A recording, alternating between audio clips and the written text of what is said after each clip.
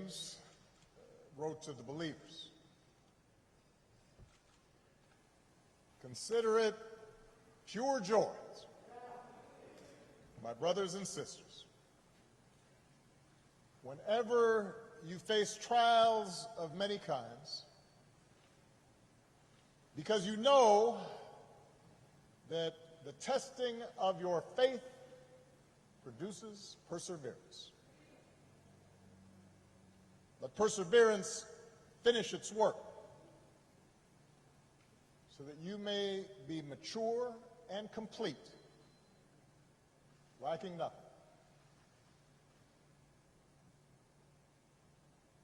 It is a great honor to be back in Ebenezer Baptist Church, in the pulpit of its greatest pastor, Dr. Martin Luther King Jr., to pay my respects to perhaps his finest disciple, an American whose faith was tested again and again to produce a man of pure joy and unbreakable perseverance, John Robert Lewis. To those who have spoken, to Presidents Bush and Clinton, Madam Speaker, Reverend Warnock, Reverend King, John's family, friends, his beloved staff, Mayor Bottoms, I've come here today because I, like so many Americans, owe a great debt to John Lewis and his forceful vision of freedom. You know, this country is a constant work in progress. We're born with instructions to form a more perfect union. Explicit in those words is the idea that we're imperfect, that what gives each new generation purpose is to take up the unfinished work of the last and carry it further than any might have thought possible. John Lewis, first of the Freedom Riders, head of the Student Nonviolent Coordinating Committee, youngest speaker at the March on Washington, leader of the march from Selma to Montgomery, member of Congress representing the people of this state and this district for 33 years, mentor to young people, including me at the time, until his final day on this earth. He not only embraced that responsibility, but he made it his life's work, which isn't bad for a boy from Troy. John was born into modest means. That means he was poor.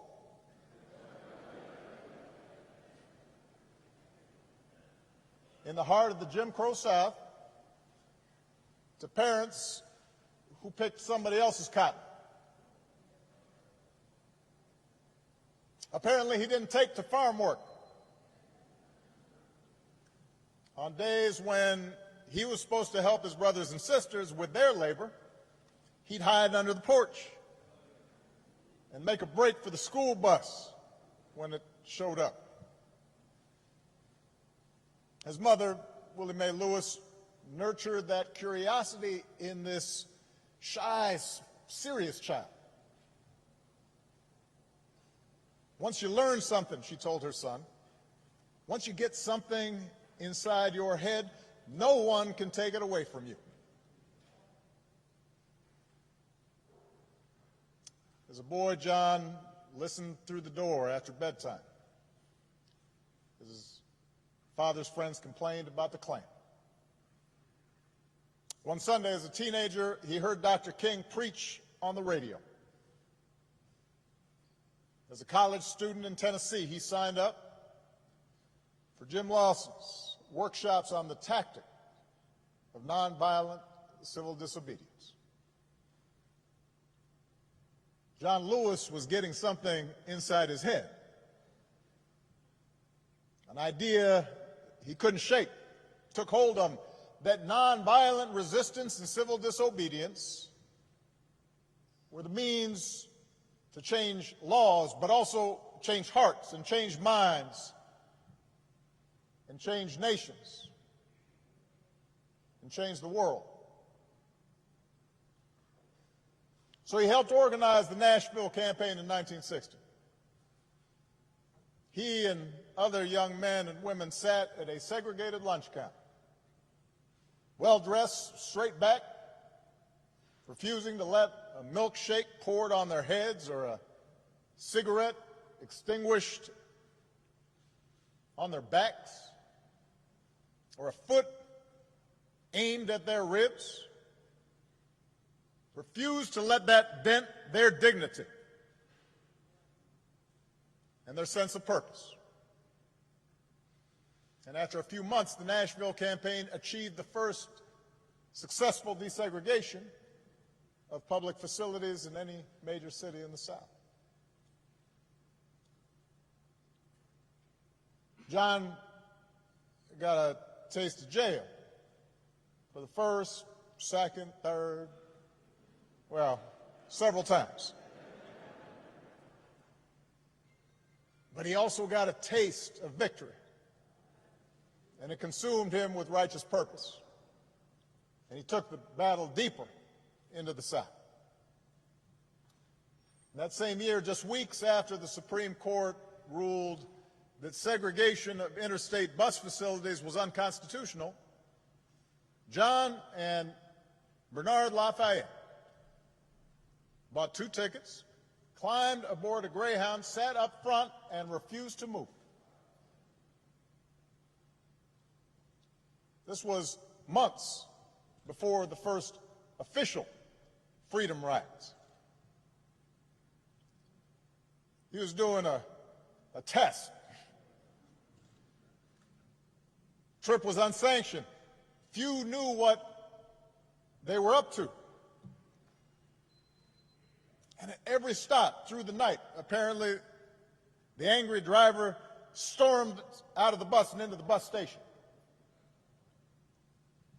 And John and Bernard had no idea what he might come back with or who he might come back with.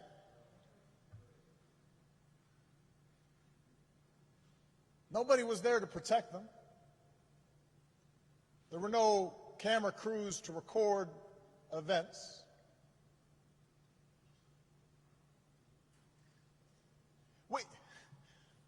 Sometimes, Rev, we read about this and we kind of take it for granted, or at least we act as if it was inevitable. Imagine the courage of 2 people Malia's age, younger than my oldest daughter, on their own, to challenge an entire infrastructure of oppression. John was only 20 years old, but he pushed all 20 of those years to the center of the table, betting everything, all of it, that his example could challenge centuries of convention and generations of brutal violence and countless daily indignities suffered by African Americans. Like John the Baptist preparing the way, like those Old Testament prophets speaking truth to kings. John Lewis did not hesitate, and he kept on getting on board buses and sitting at lunch counters, got his mugshot taken again and again, marched again and again on a mission to change America.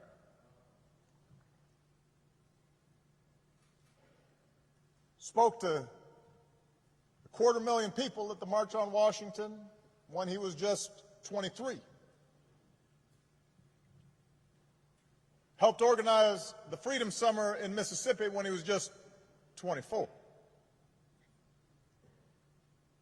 At the ripe old age of 25, John was asked to lead the march from Selma to Montgomery.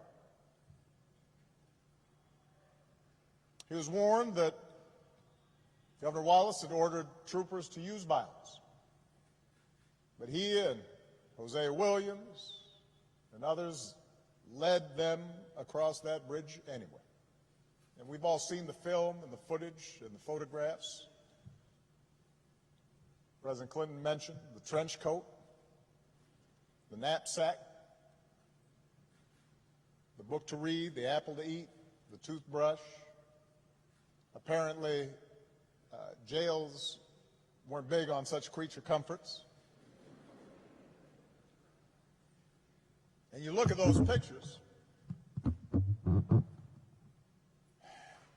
and John looks so young, and he's small in stature,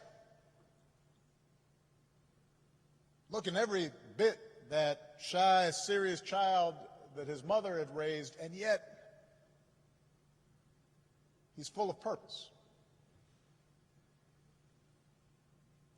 God's put perseverance in it.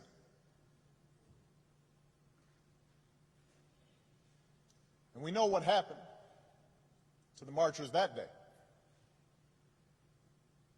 Their bones were cracked by billy clubs, their eyes and lungs choked with tear gas.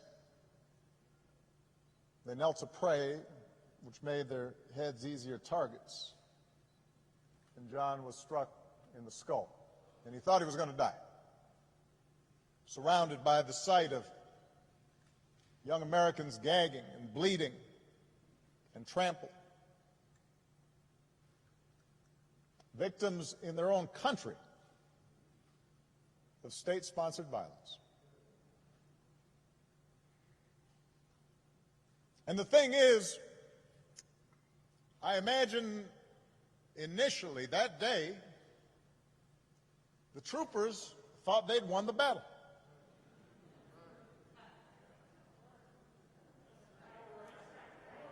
You can imagine the conversations they had afterwards. You can imagine them saying, yeah, we showed them. They figured they'd turn the protesters back over the bridge, that they'd preserved a system that denied the basic humanity of their fellow citizens. Except this time there were some cameras there. This time the world saw what happened, bore witness to black Americans who were asking for nothing more than to be treated like other Americans, who were not asking for special treatment, just equal treatment, promised to them a century before, and almost another century before that. And when John woke up and checked himself out of the hospital, he would make sure the world saw a movement that was, in the words of Scripture, hard-pressed on every side, but not crushed. Perplexed, but not in despair. Persecuted, but not abandoned. Struck down, but not destroyed.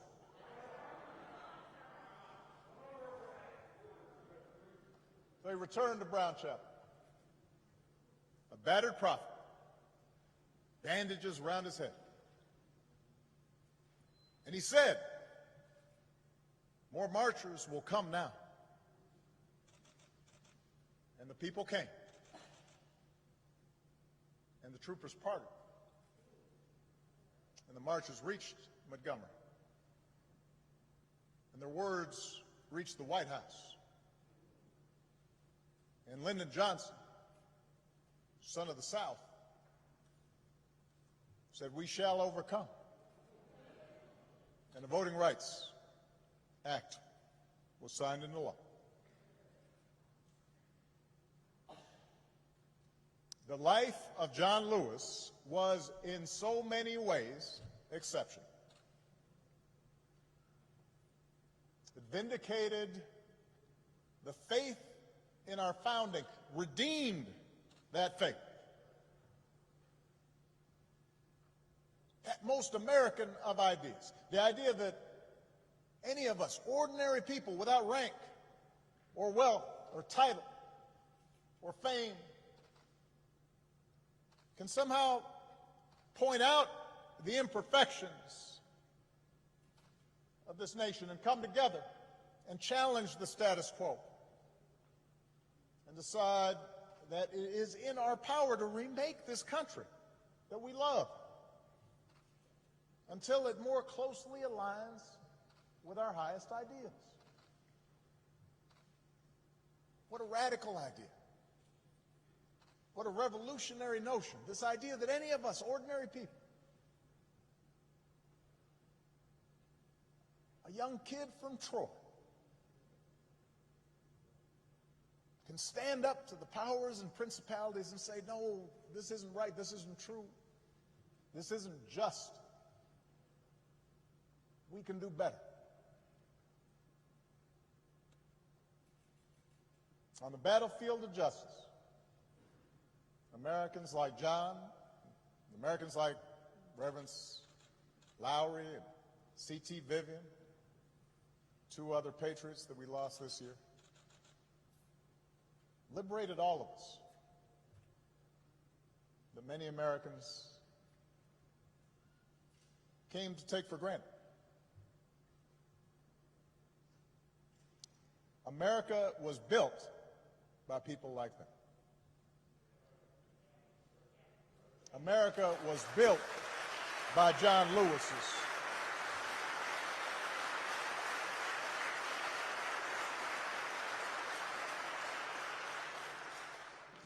He, as much as anyone in our history, brought this country a little bit closer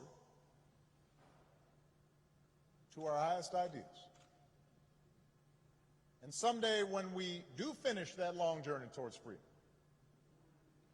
when we do form a more perfect union, whether it's years from now or decades or even if it takes another 2 centuries, John Lewis will be a founding father of that fuller, fairer, better America.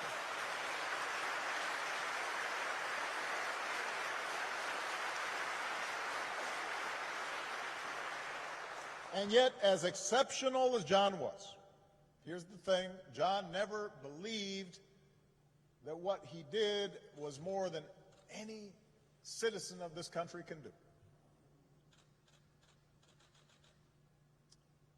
I mentioned in the statement the day John passed, the thing about John was just how gentle and humble he was.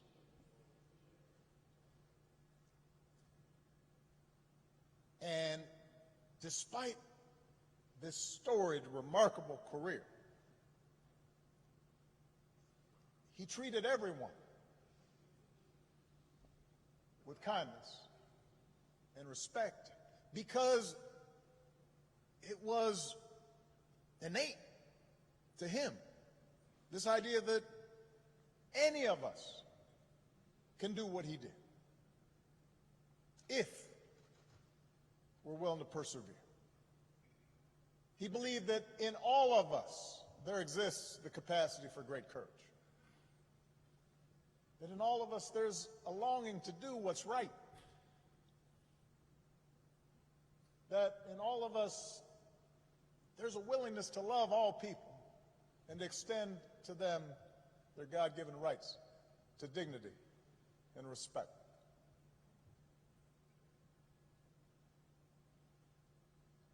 so many of us lose that sense. It's taught out of us.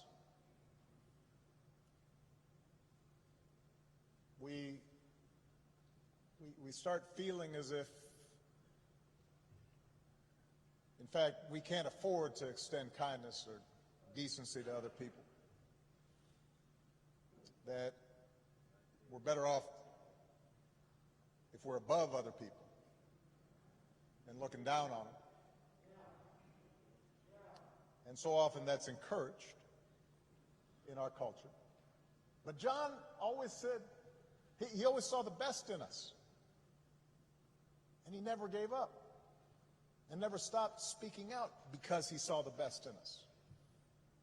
He believed in us even when we didn't believe in ourselves. And as a congressman, he didn't rest. He kept getting himself arrested. As an old man, he didn't sit out any fight. Sat in all night long on the floor of the United States Capitol. I know his staff was stressed.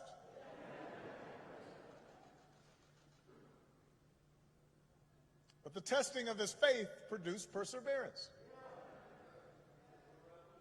He knew that the march is not over, that the race is not yet won, that we have not yet reached that blessed destination where we are judged by the content of our character. He knew from his own life that progress is fragile, that we have to be vigilant against the darker currents of this country's history, of our own history, with their whirlpools of violence and hatred and despair that can always rise again. Bull Connor may be gone,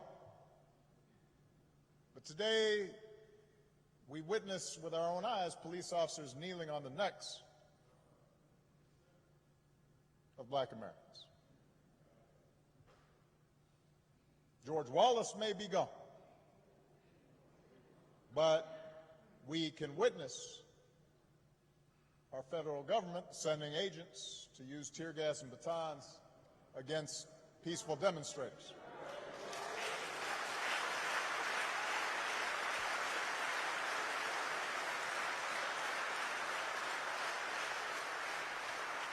We may no longer have to guess the number of jelly beans in a jar in order to cast a ballot. But even as we sit here, there are those in power who are doing their darndest to discourage people from voting by closing polling locations and targeting minorities and students with restrictive ID laws and attacking our voting rights with surgical precision, even undermining the Postal Service in the run-up to an election that's going to be dependent on mail-in ballots so people don't get sick.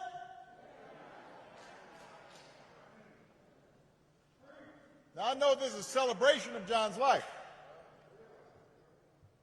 There are some who might say we shouldn't dwell on such things. But that's why I'm talking about it. John Lewis devoted his time on this earth fighting the very attacks on democracy and what's best in America that we're seeing circulate right now.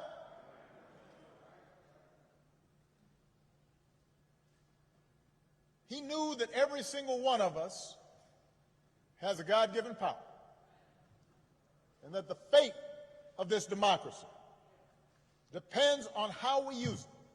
That democracy isn't automatic. It has to be nurtured. It has to be tended to. We have to work at it. It's hard. And so he knew that it depends on whether we summon a measure, just a measure of John's moral courage to question what's right and what's wrong and call things as they are.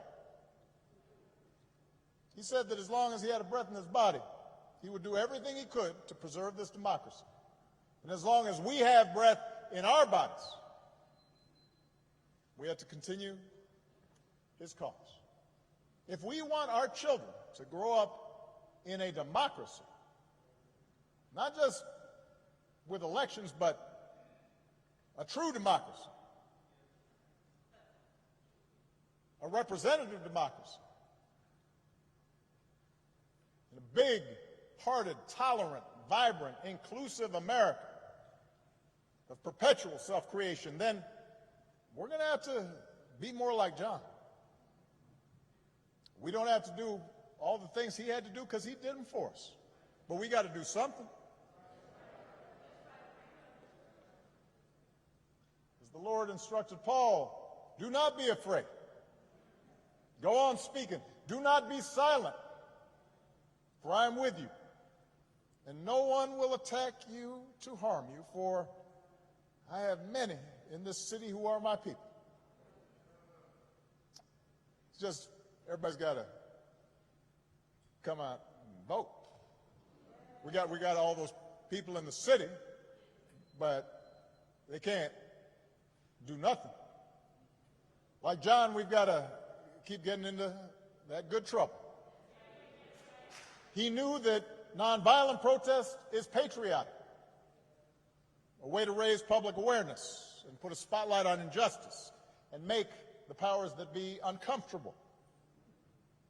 Like John, we don't have to choose between protests and politics. It's not an either-or situation. It's a both-and situation. We have to engage in protests where that's effective, but we also have to translate our passion and our causes into laws, institutional practices. That's why John ran for Congress 34 years ago. Like John, we've got to fight even harder for the most powerful tool that we have, which is the right to vote. The Voting Rights Act is one of the crowning achievements of our democracy. It's why John crossed that bridge. It's why he spilled his blood. And by the way, it was the result of Democratic and Republican efforts. President Bush, who spoke here earlier, and his father signed its renewal when they were in office.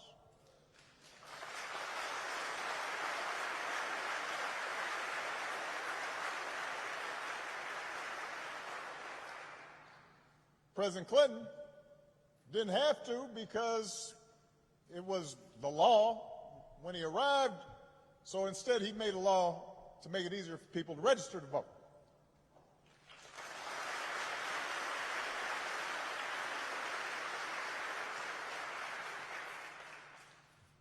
But once the Supreme Court weakened the Voting Rights Act, some state legislators unleashed a flood of laws designed specifically to make voting harder, especially, by the way, state legislators where there's a lot of minority turnout and population growth. That's not necessarily a mystery or an accident.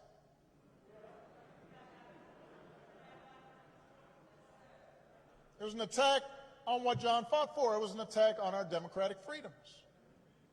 And we should treat it as such. If politicians want to honor John,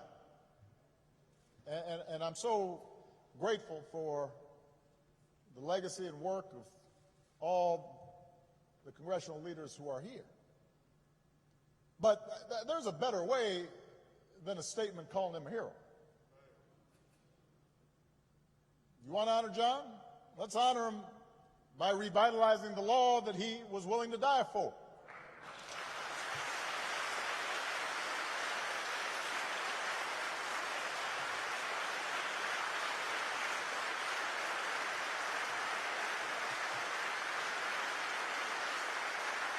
And by the way, naming it the John Lewis Voting Rights Act, that is a fine tribute. But John wouldn't want us to stop there, just trying to get back to where we already were. Once we pass the John Lewis Voting Rights Act, we should keep marching to make it even better by making sure every American is automatically registered to vote, including former inmates who've earned their second chance,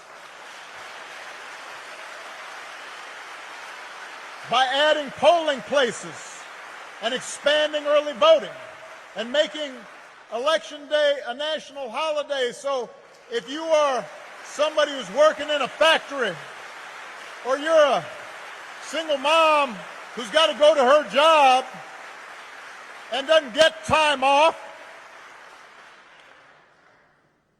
you can still cast your ballot by guaranteeing that every American citizen has equal representation in our government, including the American citizens who live in Washington, D.C. and in Puerto Rico. They're Americans.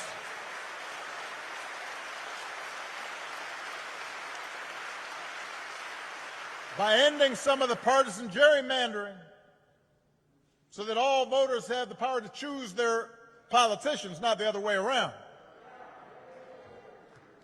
And if all this takes eliminating the filibuster, another Jim Crow relic, in order to secure the God-given rights of every American, then that's what we should do. Now, even if we do all this, even if every bogus voter suppression law is struck off the books today,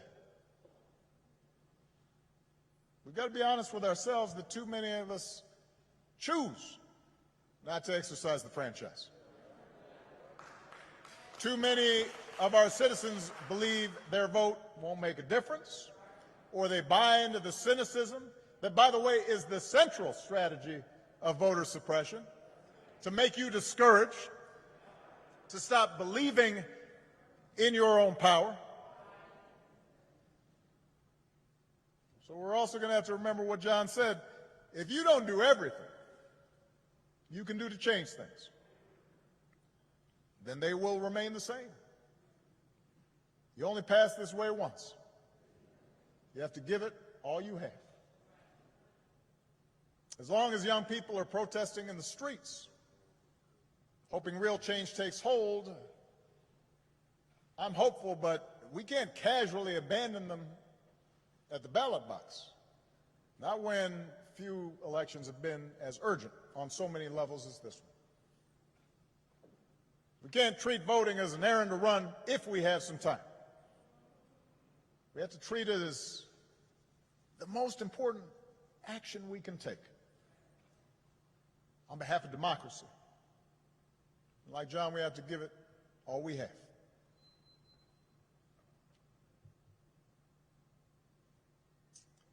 I was proud that John Lewis was a friend of mine. I met him when I was in law school. He came to speak. And I went up and I said, Mr. Lewis, you are one of my heroes.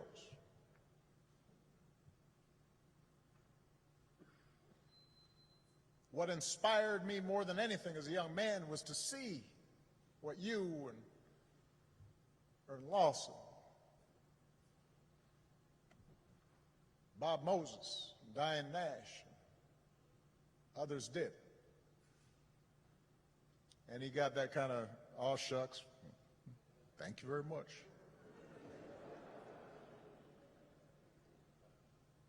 Next time I saw him, I'd been elected to the United States Senate.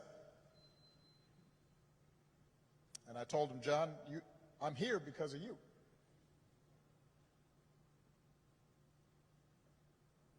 And on Inauguration Day in 2009, he was one of the first people I greeted and hugged on that stand. And I told him, this is your day too.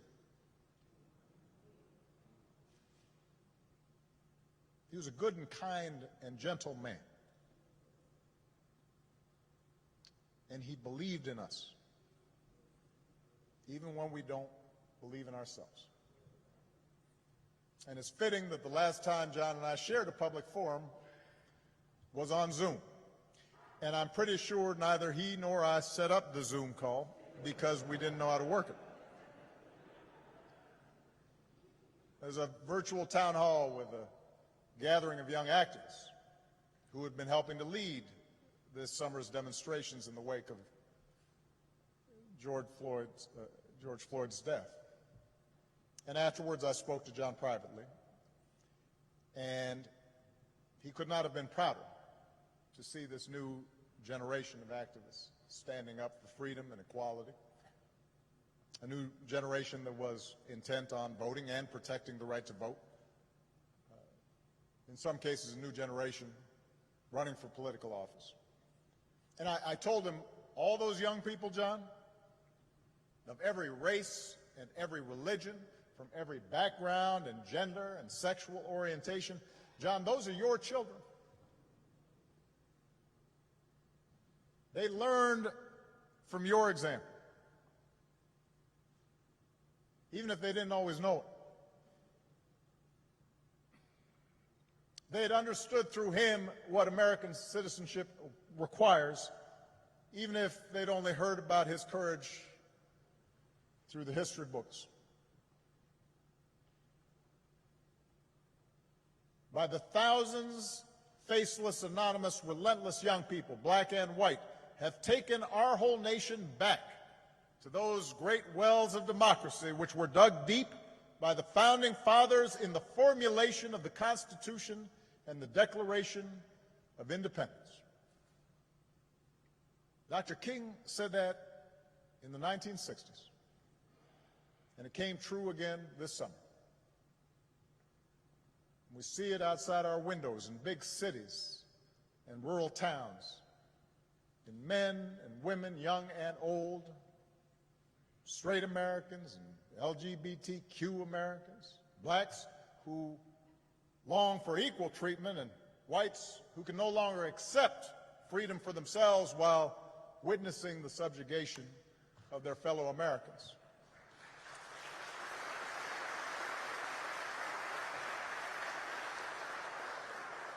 We see it in everybody doing the hard work of overcoming complacency, of overcoming our own fears and our own prejudices, our own hatreds. You see it in people trying to be better, truer versions of ourselves. And that's what John Lewis teaches us. That's where real courage comes from, not from turning on each other, but by turning towards one another, not by sowing hatred and division, but by spreading love and truth, not by avoiding our responsibilities to create a better America and a better world, but by embracing those responsibilities with joy and perseverance, and discovering that in our beloved community, we do not walk alone. What a gift John Lewis was. We are all so lucky to have had him walk with us for a while and show us the way. God bless you all. God bless America. God bless this gentle soul who pulled it closer to its promise. Thank you very much.